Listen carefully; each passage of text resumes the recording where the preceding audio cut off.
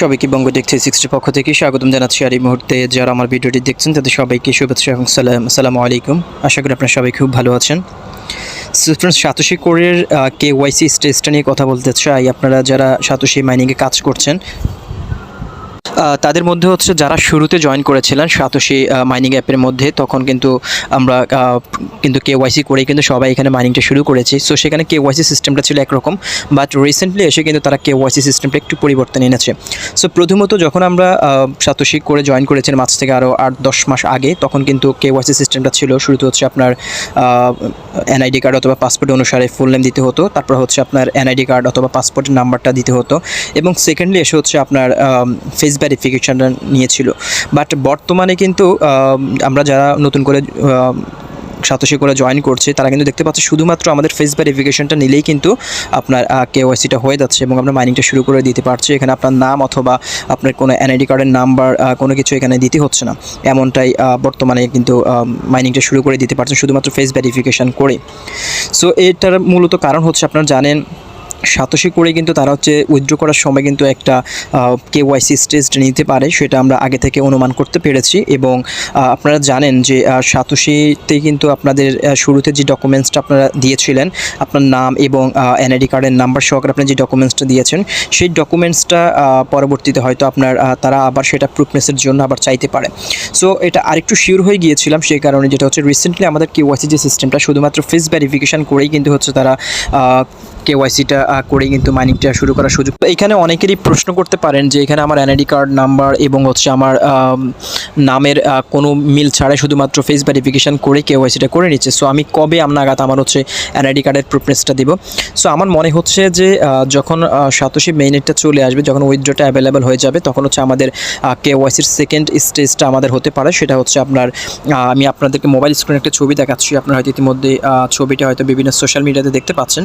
So এটা নিয়ে কিন্তু অনেক কথাবার্তা হচ্ছে যে আমাদের সাতোশিতে যখন আমরা KYCটা শুরু করেছিলাম, মাইনিংটা শুরু করেছিলাম, তখন কিন্তু আমাদের এরকম একটা KYC করেই কিন্তু আমরা মাইনিংটা শুরু করেছিলাম। প্রথম হচ্ছে আপনার শুধুমাত্র ফেস ভেরিফিকেশন করে রিসেন্টলি কিন্তু KYC শুরু করতে পারছি। বাট আমি যখন জয়েন করেছিলাম তখন হচ্ছে আমার NID কার্ড অনুসারে পুরো নাম এবং হচ্ছে NID কার্ডের নাম্বার দিয়ে ফেস ভেরিফিকেশন করে তারপর হচ্ছে মাইনিংটা শুরু করতে হয়েছিল। বাট বর্তমানে কিন্তু শুধুমাত্র ফেস ভেরিফিকেশন করে আমাদের KYCটা করছি। সো এটা হচ্ছে ফ্রি স্টেজ। এবং লাস্ট স্টেজে এসে আমাদেরকে যেটি করতে হবে, আপনি যে NID কার্ড দিয়ে আপনি হচ্ছে KYCটা করার জন্য চেষ্টা করছেন এবং সেই KYC সেটার প্রুফনেস সহকারে আপনাকে এরকম একটা প্রুফনেস হয়তো উইথড্র সময় আমাদেরকে দিতে হতে পারে। সো আমার মনে হচ্ছে এটা আমি মোটামুটি শিওর হয়ে গিয়েছি, যেহেতু ফেস ভেরিফিকেশনের মাধ্যমে আমরা KYCটা করেছি। এবং ফাইনালি যখন আমরা এটা উইথড্রটা অ্যাভেলেবেল হবে, মেইনেটটা চলে আসবে এই মান্থের শেষের দিক থেকে অথবা হয়তো সেপ্টেম্বরের শুরুতে যখন মেইনেটটা চলে আসবে সাতোশি কোরের, তখন হচ্ছে আমাদের একটা KYC ফাইনাল স্টেজটা নিতে পারে। এবং সেখানে হচ্ছে আপনার হয়তো NID কার্ড অথবা পাসপোর্ট যেটা দেন না কেন, সেটা হয়তো হোল্ডিং অবস্থা আমাদের কোনো একটা সেলফি দিতে হবে। এবং আপনি যে ডকুমেন্টসটা দেবেন সেই ডকুমেন্টসটার সাথে যদি আপনার আগের ফেস ভেরিফিকেশনের যদি বিল থেকে যায়, তাহলে হয়তো কিন্তু আপনি উইথড্রটা করতে পারবেন। আর যদি আপনার আগের যে ফেস ভেরিফিকেশন দিয়েছেন সেটার সাথে যদি আপনি NID কার্ডের অথবা পাসপোর্টে যদি কোনো মিল না থাকে, তাহলে হয়তো আপনি উইথড্রটা করতে পারবেন না, এমনটা আমার মনে হচ্ছে।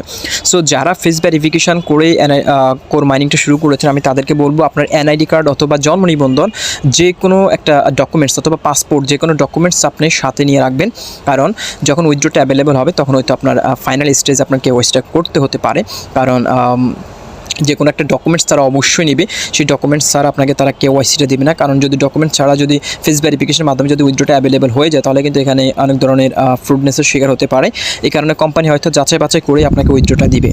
তো ফ্রেন্ডস, যারা সাতোশি করে মাইনিং করছেন তারা নিয়মিত মাইনিং করে যান, এবং যারা এখনও জয়েন করে নেয় তারা চাইলে জয়েন করতে পারেন। ভিডিও ডেসক্রিপশন বক্সে লিঙ্ক দেওয়া থাকবে, আপনি কীভাবে সাতোশি করে জয়েন করবেন, কীভাবে মাইনিং করবেন, কীভাবে KYC করবেন, A to Z নিয়ে আমার কিন্তু ভিডিও রয়েছে, আপনারা চাইলে সেই ভিডিওটি দেখে জয়েন করতে পারেন। এবং আপনারা যারা ফেস ভেরিফিকেশন করে মাইনিংটা শুরু করছেন তারা হচ্ছে যে কোনো একটা ডকুমেন্টস অলরেডি রেডি করে রাখবেন, এবং আপনার NID হোক অথবা জন্ম নিবন্ধন হোক অথবা পাসপোর্ট হোক অথবা ড্রাইভিং লাইসেন্স হোক, যে কোনো একটা সরকারি ডকুমেন্টস আপনি প্রস্তুত করে রাখবেন, যে কোনো সময় মেইননেটটা চলে আসতে পারে। মেইননেটে আসলে হয়তো এটা উইথড্র করার জন্য আমাদের KYCটা করতে হতে পারে।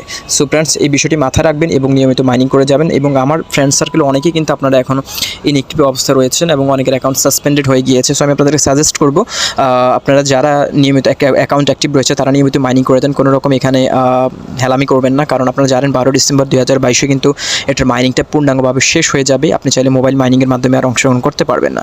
সো এখনও কিন্তু 2-3 মাস সময় রয়েছে।